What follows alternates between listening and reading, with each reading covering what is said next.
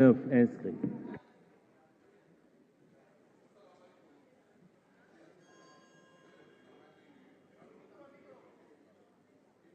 collègues député yi di sant yàlla di sant Seex Ahmadu Bamba Xaadim Rasuul di ñaanal Sëriñ Muntaxa mu yàgg fi loolu te wér ak njaboot Sëriñ Tuubaa di ñaanal waa kër maam Cheikh Ibrahima Fall ñoom ñi Sëriñ Tuubaa dénk Tuubaa. Monsieur le président monsieur le ministre garde des Sceaux da nga indi benn projet de loi boo xam ni dafa nekk loi constitutionnelle boo xam ne mi ngi nekk projet de loi numéro 10/2023 portant révision constitution. li ñu si mën a tëgg nag si article 29 ku ne fàttaliku na ci mbirum parrainage biñ ko indi fii laa doon wax ni démocratie Sénégal faatu na. mu jarloon ma sol sama yéeru bu ruus boobu taxaw fii di xeex ngir parrainage bañ a jàll ci assemblée nationale moo ne woon si doole lool. CEDEAO joxe maanaam ndigal ngir ngeen dindi parrainage bi état Sénégal d'accord tey ñu dem ba si biir ma créé sama parti politique muy le parti nekkal fi askan wi nekk candidat élection présidentielle 2024 soppi ak doomu daara. ñu jëm ci dialogue bi indi woon ay points bii ci la bokkoon article 28 ci constitution bi en tant que doomu daara mën a nekk candidat boo déggul français. monsieur le ministre garde des Sceaux ci constitution bi dafa am benn phrase bu ci nekk boo xamante ni askan wi yëpp dama bëgg ñu bàyyi ko xel ci boo jëlee ci li nga xam moo nekk 2e paragraphe dafay wax ni bépp candidat bu déposé candidature am ba ci man mii. ñu dem ba nga xamante ni déposé na ko ci greffe conseil constitutionnel bu kenn faatoo conseil constitutionnel dafay dàq élection yi te jox ko délai su boobaa Macky Sall mi fi toog mooy continuer ba 2029 à tout moment parce que nag nelaw faatu ci loxo yàlla nekk mën naa koo def keneen mën na koo def te parce que dinaa déposé candidat kon jàpp naa ni loolu war nañ ko xoolaat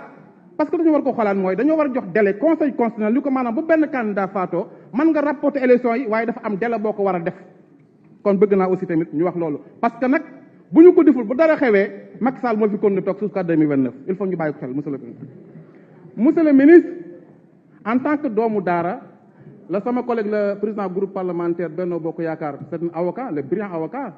avec le majeur Soxna Ba maa ngi demande le président assemblée nationale li nga xamante ni mooy seen amendement yi ñu def c'est pas fondé c'est pas valable parce que li tax mooy 0,8% amul ci député yi parce que boo ko defee benn député ngay am 0,8% moo ne seen amendement pour député te 0,8% monsieur le ministre bi ñu ko defee ci li nga xam mooy projet bi yow da nga def amendement nañ ko def 8% pour parrainage député te ñoom seen amendement yi dañ say bind 0,8% pour député te 0,8% yooyu mooy benn député kon jàpp naa loolu fondé wul kon maa ngi demande assemblée ak président ñu rejeté ko maa ngi leen di sant di leen gërëm te xam ni lu am solo tey moom la ñuy tàmbar fii lu baax ci réew mi la ñuy càmbar fii ndax commission yu ñu dugal pour que maanaam ñu war a saytu parrainage bi bokk soon bu njëkk bokkoon si sama doon xeex ñàkk waxtaan gi nga xam ne waxtaan ñu ko woon ba ñu ne parrainage bokkoon si sama doon xeex tey bu ma bokkee si waxtaan bi ci dialogue bi joxe ay points yenn yu ñu d'accord si muy acquis boo xamante ne acquis démocratie la yaakaar naa ne loolu lu baax mais nag ni ñu koy defee monsieur le ministre loi bi bu ñu ko indee ba tey dafa amoon loo xamante ni dafa nekkoon ci biir loi bi mooy képp koo xam ne ab citoyen nga pare na lu ëpp maanaam benn candidat dañ lay sanctionné condamné la te ba léegi may wax ak yow am na ñu ko def ba tax que moo xañoon ay candidat ci 2019 ñoo xam ne dañoo amul doublon te ñooñu kenn sanctionné ko leen ba léegi loi bi lan moo tax maanaam loolu ba tey mun ñoo appliquer li nga xamante ni mooy loi boobu. monsieur le ministre man bu ma nekkee député nekk maire ci ban laay mën a jël pour que maanaam mën a parrainer est-ce que ba député mën a parrainer ñaari candidat ba ñetti candidat waaw wala déet est-ce que député mën a parrainer koo xamante ni candidat la bokkut ak moom parti waaw wala déet loolu tamit bëgg monsieur le ministre bëgg nañ si nga gën ñu see leeral. monsieur le ministre bu fekkente ni tey jël nga li nga xamante ni mooy ci loi bi bëgg nañ aussi ñu gën a xam li nga xamante ni maanaam mooy ili yi nga xamante ni mooy président conseil départemental ak li nga xamante ni mooy maire yi ngir fi nga xamante ni fa la ñuy mën a nekk ci ay région lay doon wala fu nekk Sénégal la mën nañoo pare na ñi nga xam ñooy candidat yi maa ngi leen di sant leen gërëm di wax ni loi bi am na solo pour man mais nan ko gën a wax te gën a éclairer ba pare sama amendement ñu mën ko jàlle pour que ñu mën a jox délai conséquence mën a organiser élection yi pas ñu mën ko yóbbu ba 2029 pour Macky Sall mën fee nekk continuer. Je vous remercie, jërë ngeen. Merci, cher collègue. La parole est à notre collègue Guy Marius Sagna.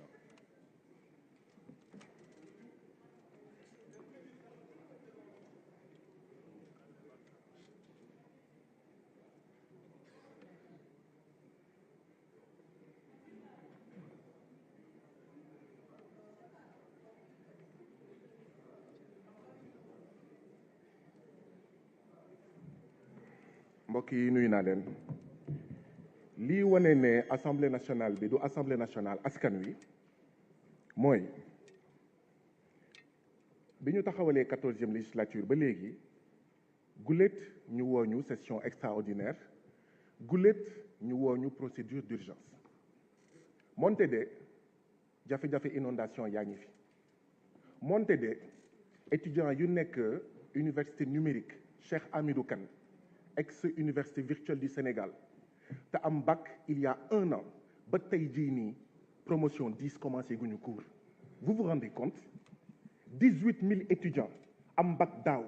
ñu orienté leen ex-UVS ba tey commencé guñu cours ci 18 000 yooyu il y a 3 000 et quelques étudiants yoo xam ne ba tey jii nii jotaguñu seen machine ndaxte ku ñu orienté université numérique Cheikh Hamidou Kane état da lay jox ordinateur jox la modem jox la nu ñu koy waxatee maanaam connexion internet jusqu'au moment où on parle seen rakk yi am nañ bac état bi imposé leen une année blanche ndaxte du suñu doom xëy na ndaxte du seen doom yéen membre du gouvernement yi nekk université numérique Cheikh Hamidou Kane woote wuñu session d'urgence woote wuñu procédure plutôt session extraordinaire woote wuñu procédure urgence pour kaawu étudiants yooyu ñuy woote procédure d'urgence ci lii waxuma ne baaxul de jamono ji ñuy wax bu ma jëlee misaalu commune bu mel ni Ida Mouride ñu ngi leen jox 14 kilos jiw bopp bu nekk imposable 14 kilos jiw gerte c'est comme ça qu'on va développer l'agriculture woote wuñu procédure d'urgence pour lii woote wuñu procédure d'urgence pour suñu doom yiy dee ci géej gi ñuy warante 200 la 300 la 100 la ñuy woote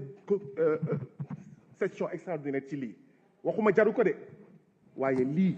day wane ne nous ne sommes pas une assemblée du peuple nous sommes une assemblée boo xam ne président Macky Sall mi nga xam ne pexe rek moo ko tax a jóg président Macky Sall mi nga xam ne njuuj njaaj rek moo ko tax a jóg ñuy ñëw di woote session d'urgence pour njuuj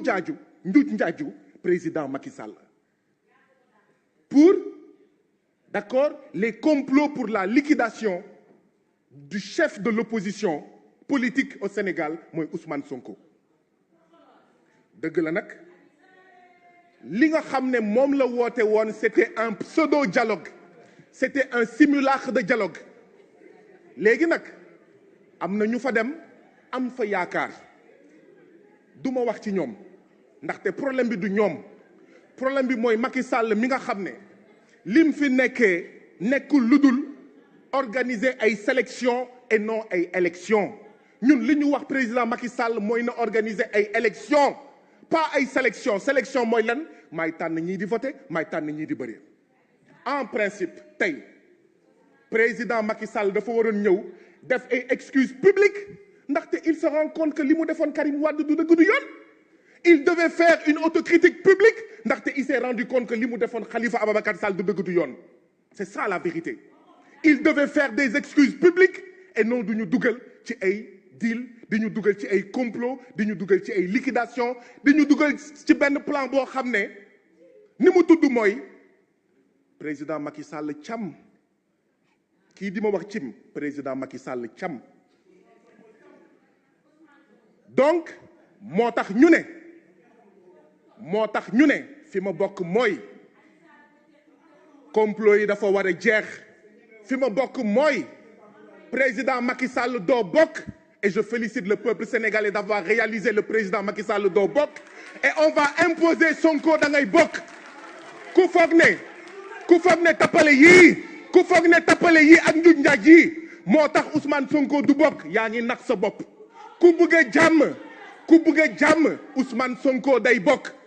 ku bëgg a jàmm dañuy organiser ay élections inclusives. Bravo au peuple sénégalais qui a réussi à imposer à Macky Sall doo bokk et ce peuple sénégalais va imposer à Macky Sall Sonko da ngay bokk Sonko da ngay bokk Sonko day bokk mu neex leen day bokk mu naxari leen day bokk dañ ko fi wax fii te bu ñu génnee on fera face à vous de manière constitutionnelle Macky Sall doo bokk Sonko da ngay bokk. La parole est à notre collègue Cheikh Aliou Bey.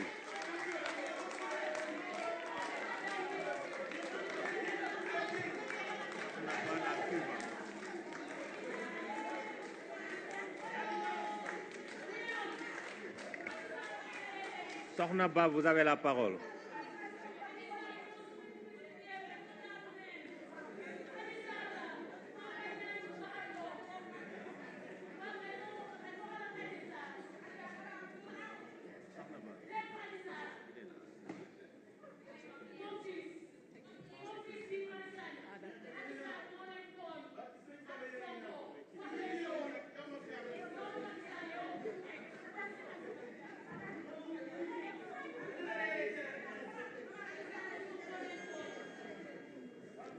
asalaamaaleykum wa rahmatullah monsieur le ministre xam naa ni sa pexe bu sotti woon doo ñu fekk fii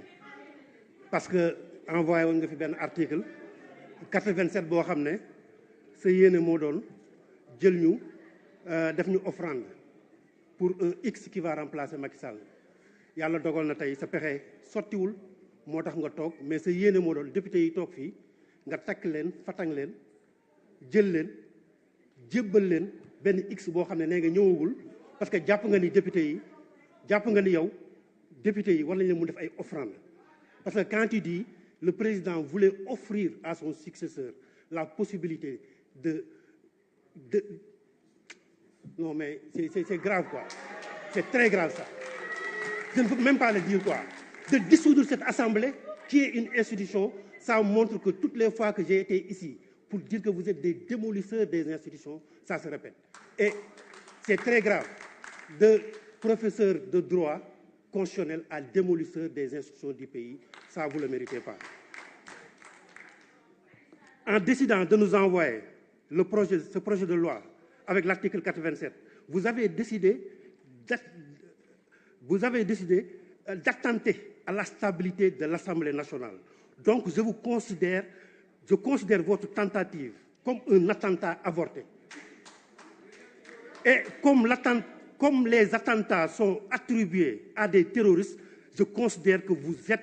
un terroriste constitutionnel. Fabricant de charges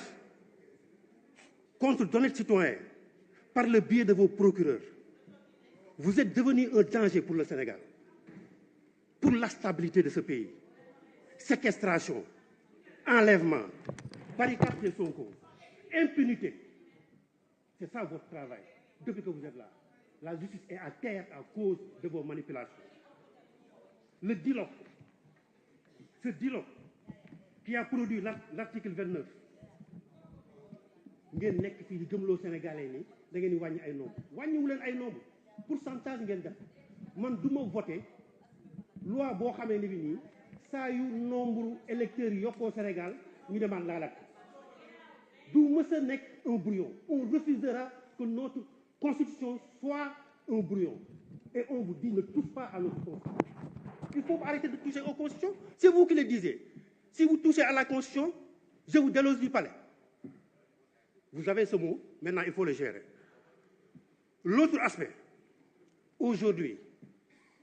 xale yi ñi ngi dem Barça wala Barsaq ñi ngi dee wootewu leen ñoru leen ñi ngi rey fii ay xale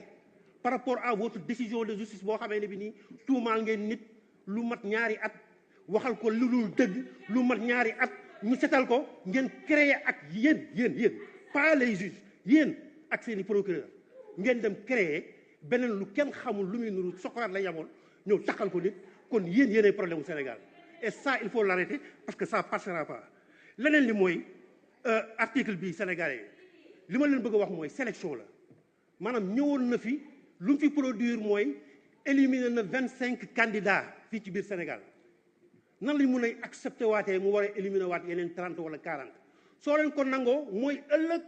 bu ñii nga xamante bi nii toog ci nguur gi dee ci moo leen ko gënal taxawee ba ne dañ koy dugalaat bu ñu éliminer waatee 40 bu ko kenn wax et puis touche pas à notre constitution parce que duñu leen bàyyi ngeen jël constitution bi di ko def comme brouillon saa yu nombre bi yéegee ngeen woowaat caxat-caxatee il faut arrêter de toucher à cette constitution leneen li ma bëggoon jeexal bëriwul mooy juste que su fekkee ni dañoo jàpp ni dañoo war a def parrainage ngeen créé beneen filtre seen filtre bi njëkk mooy léegi le dialogue est devenu le premier filtre il faut pas que ñu nax ñu léegi soo bëggee bokk da ngay dem saraxu ji président bi toog ci wetam mu def filtre bu njëkk ci wax joo xam ne teguwul fenn je dis l'Assemblée nationale est par essence l'espace de dialogue politique feneen foo leen ko def da ngeen a def lu dul dëgg da ngeen def lu nekkul yoon parce que tôt ou tard fee ngeen di ñëwaat parce que la ngeen waxoon dara mënu cee jàll tey suñ ko voté wul donc cette majorité là ngeen yor yaakaar ni mën na leen yóbbu fu sori da ngeen ni nësaxal réew mi Ousmane Sonko day bokk Ousmane Sonko day bokk Ousmane Sonko day bokk mu lay neex di la naqari day bokk incha allah merci beaucoup. La parole est à notre collègue Sokhna Ba. Après l'intervention, vous aurez la parole.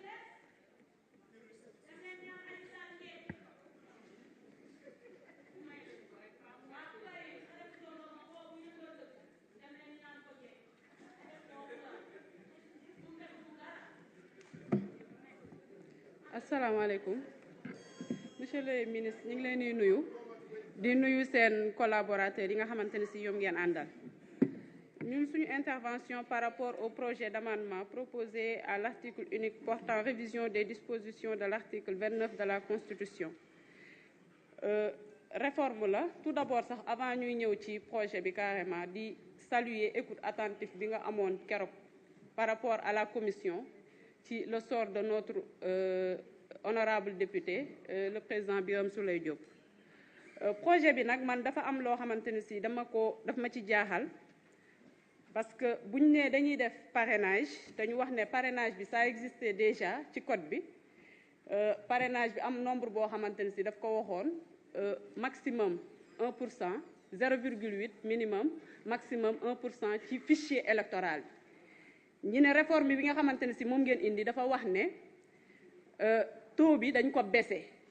mais man baisse bi ba léegi dama jàpp ne est-ce que il s'agit réellement d'une baisse d'autant plus que da ngeen ne 0,6% la minimum bi maximum bi nekk 0,8 mais bu dee ne da nga koy appliquer par rapport au fichier électoral c'est-à-dire le fichier général te fichier bi on sait bien que chaque année fichier bi dafay yokk kon fichier bu yokkee ñu appliquer ko au taux de 0,6% est-ce que dina am impact bi nga xamante ne si moom ngeen wax muy impact réduction bi beneen bi ba léegi ci parrainage citoyen lañ wax citoyen bu nekk am nga droit parrainer benn candidature mais li ñu waxoon keroog mooy te dañ koy réitérer dañu jàpp ne loolu dafay violer li nga xamante ne si moom mooy secret de vote bi parce que booy parrainer kenn ki nga parrainer ci pièces yi nga xamante ne si dafa war a accompagner dossier de candidature bi dafa am liste des parrains te liste boobu a priori dañuy jàpp ne administration bi dinañu am un vue de ki nga candidat bi nga xamante ne si moom mooy dem à l'élection am ñu ko parrainé dinañ xam exactement ñii ñoom ñoo ko war a voter moo tax ñu jàpp ne war nañu mën a ouvrir une brèche c'est-à-dire permettre aux citoyens de pouvoir parrainer au minimum deux candidatures beneen bi nga xamante ne si moom laay wax mu dellu ci parrainage optionnel bi mooy parrainage bi nga xamante ne si dañu wax ne ñi nga xam ne ay élus lañ am nañ droit parrainer benn candidature mais parrainage boobu man dama jàpp ne reflété wut li nga xamante ne si moom mooy aspect géographique bi reflété wut li nga xamante ne si moom mooy aspect territorial bi parce que bu dee ne da nga jël député yi nga ne 8% la 8% ci député est-ce que dina jël coloration boo xamante ne si di nga ne kii Kaolack la dëkk kii Saint-Louis la dëkk kii Ziguinchor la dëkk kii Kaffrine la dëkk pour jël li nga xamante ne si moom mooy volet territorial boobu beneen bi nga xamante ne si moom laay wax te ma dugaloon ko ci ñi nga xamante ne si moom mooy élus yi les chefs d'exécution territoriale chef d'exécution territoriale yi dañ ne maire la d'exécutif territorial du moins dañ ne maire la président conseil départemental mais foofu da ngay man li ma jàpp mooy parce que boo nee chef de brigade chef d'exécution territoriale la ci li ma yaakaar boo nee chef d'établissement public chef d'exécutif territorial la aussi est-ce que jaaduwul woon ci biir loi bi ñu def loo xamante ne si dañuy préciser wax ne chef d'exécutif territorial maire la président conseil départemental la bu ko defee nga xamante ne si ñi nga xam ne ay adjoint au maire lañ ñi nga xam ne ay conseillers lañ dinañ xam ne ñoom aussi cette loi ne les concerne pas ci loolu moo tax ma jàpp ne ci parrainage des élus yi war nañu ko def en corrélation avec les départements ou bien avec les régions par exemple bu ñu waxee ne candidature bi ay élus dañu koy parrainer ñu ne élus yooyu au minimum mënoo am 10 signatures ci li nga xamante ne si moom mooy circonscription administrative bi pour mën a permettre candidat bi mu am une légitimité ci candidature yooyu nag foofu laay jeexalee parce que réforme bi certes nit ñi nee nañ am na ñu ne baax na mais une candidature à l'élection présidentielle moi je trouve que c'est quelque chose de très sérieux pour que ñu war ko mën a utal ay mécanismes à l'instant on va vers 2024 on a combien de candidatures combien de déclarations de candidature c'est parce que ñooñu bëgg nañ soit parce que réalisme am na xam nañ ne duñu jàll peut-être bëgg nañ ci seeni CV ñu bindal leen ne diw a été candidat ou bien candidate à la présidentielle moo tax xawma ban mécanisme ngeen di teg yéen ñi nga xamante ne si yéen a yor administration bi yéen a yor gouvernement bi ay mécanismes yoo xam ne ça va permettre aux citoyens ñu xam ne le fait de tenter ou bien de vouloir briguer le suffrage des Sénégalais c'est quelque chose de sérieux ñu wutal ko ay mécanismes je vous remercie. Merci, chers collègues. Guy Marius Sagna, vous avez la parole pour une motion préjudicielle.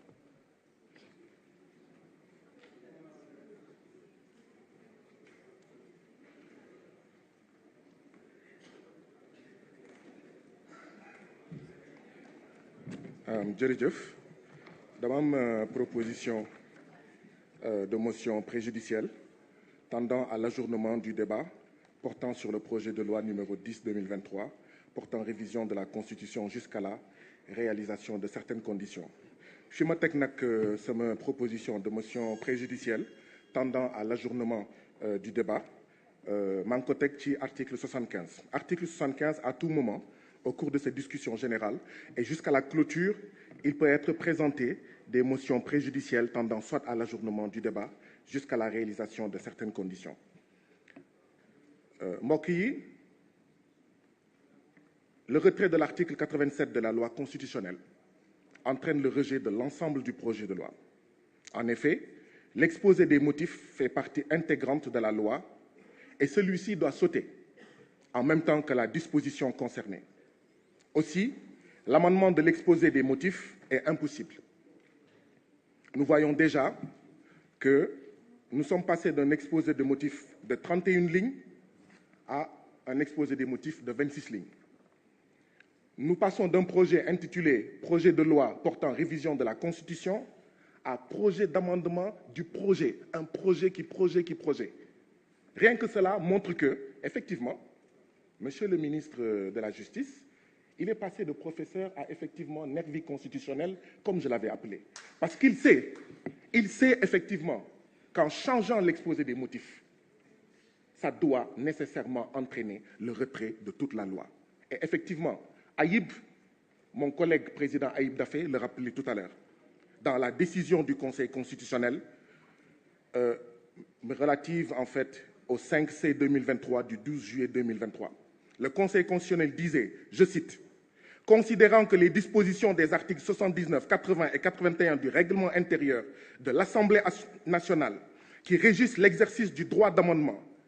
circonscrivent celui-ci aux articles du projet ou de la proposition de loi en discussion et ne peuvent être étendus à l'exposé des motifs. » Considérant 18. Cela montre clairement qu'il ne peut pas y avoir une différence entre l'exposé des motifs et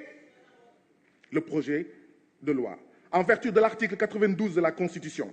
les décisions du Conseil constitutionnel s'imposent au pouvoir public et à toutes les autorités administratives et juridictionnelles. Par ailleurs, l'article 5 de la loi organique numéro 2002-20 du 15 mai 2002 portant règlement intérieur de l'Assemblée nationale précise La durée de chaque session extraordinaire ne peut dépasser 15 jours, sauf dans le cas prévu à l'article 68 de la Constitution.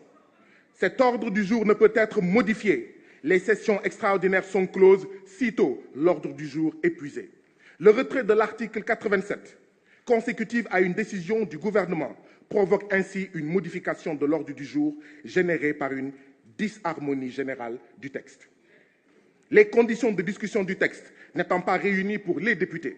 il y a lieu de surseoir à l'examen des projets de loi inscrits à l'ordre du jour jusqu'à nouvel ordre. La présente proposition de motion est d'autant plus justifiée que le gouvernement n'a pas motivé l'urgence conformément aux dispositions de l'article 60, alinéa 2 de la loi organique numéro 2002-20 du 15 mai 2002 portant règlement intérieur de l'Assemblée nationale. Aussi, le risque du manque d'intelligibilité de la loi n'est pas non plus à négliger. Par conséquent, il y a lieu de surseoir à l'examen des lois inscrites à l'ordre du jour jusqu'à une date ultérieure fixée par la conférence des présidents. Ousmane Sonko da ngay bokk mënu leen ci dara day bokk bu ngeen buggee jàmm nag Ousmane Sonko day bokk waaye nag mënuñu nangu loo xam ne da ngeen di téye 700 détenus politiques en prison. Vous vous taisez sur les victimes tuées, disparues, assassinées,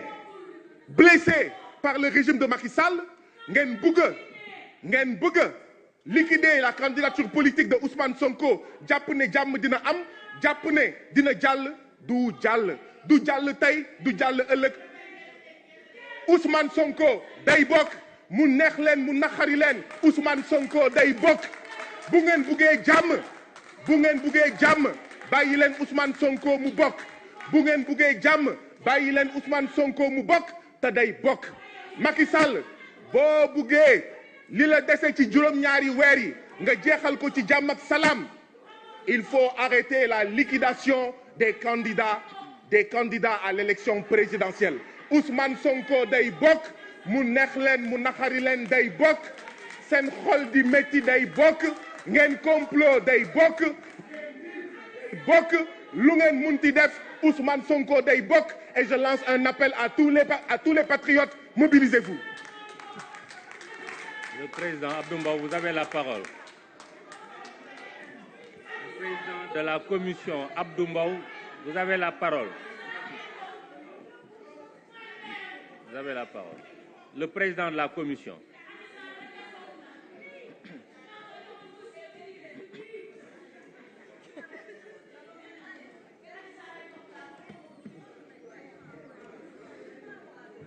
Merci, Monsieur le Président, Monsieur le Ministre, Madame, Monsieur les collaborateurs des ministres, mes chers collègues. Monsieur le Ministre, je pense que wax ji du gudd parce que article 75 comme ni mu ko waxee motion préjudicielle la mais je voudrais juste faire savoir à mon collègue que moom argument yi mu joxe yëpp dara baaxu ci na xool loi yëpp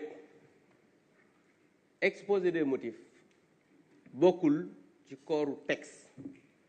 même un député en commission mën na proposer ñu changer exposer des motifs mooy par exemple genre introduction booy def xam nga booy def kii ñu def introduction développement conclusion mooy introduction pour wane poser le débat expliquer exactement lan la donc exposer des motifs bi ngay wax bokkul ci corps du texte bi ça c'est un. Deuxièmement xam nga dafa wax ne retrait de l'article 87 dafa changer ordre du jour bi vous vous êtes trompé l'ordre du jour c'était l'examen de la loi révision constitutionnelle ak examen beneen loi bi nga xam ne moom la ñu war a def léegi donc loolu ordre du jour bi changé wul mais il faut nga xam ne aussi mooy texte boo xam ne adopté guñ ko mënul am amendement c'est pourquoi le ministre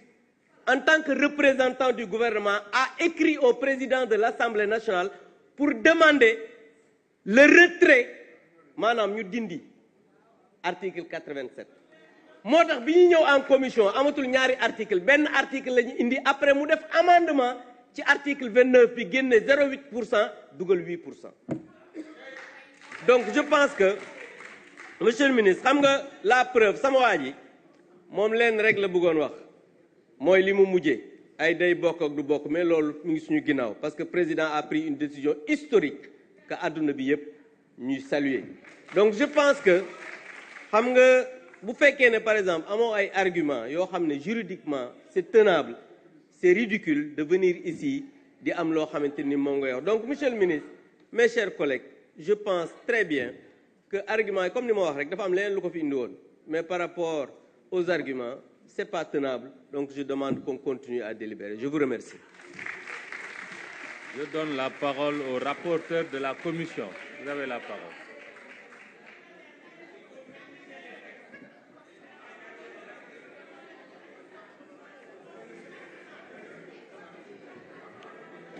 Chers collègues, nous avons pris note et nous allons vous revenir. Merci. Merci, chers collègues. Monsieur le ministre, vous souhaitez prendre la parole? Voilà. Je soumets la motion au vote. Je soumets la motion au vote. Quels sont ceux qui sont pour?